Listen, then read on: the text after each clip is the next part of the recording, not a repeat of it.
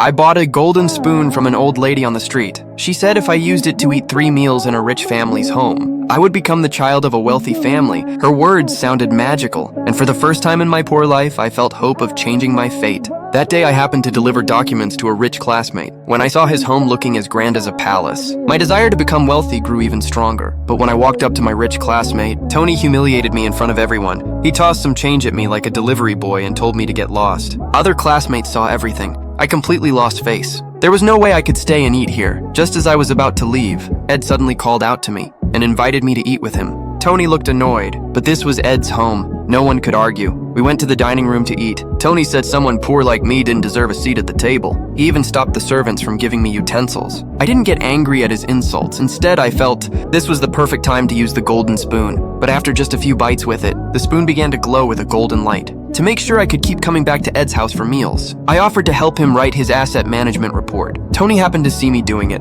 Later, he confronted me, warning me to stay away from Ed, saying the world of rich people wasn't meant for someone like me. He beat me up before leaving, but his actions only strengthened my resolve. I had to swap identities with Ed as soon as possible. So I brought the finished report to Ed's house. Ed was thrilled when he saw it. I then asked if I could have a meal at his home. He agreed without hesitation. Soon the servants brought 2 steaming bowls of noodles. I pulled out the golden spoon with shaking hands, just as I was about to eat. Ed's father suddenly came home. He was furious to see me there. He scolded his son, saying being friends with a poor kid was a waste of time. Facing his father's anger, Ed didn't dare resist. He had no choice but to make me leave. But when I reached the door, I couldn't accept it. Looking at the golden spoon in my hand, I slipped back in while they weren't watching, grabbed the bowl from the servant, and started eating quickly. That was how I managed to finish my second meal in a rich family's home. But right then, Ed's parents walked out.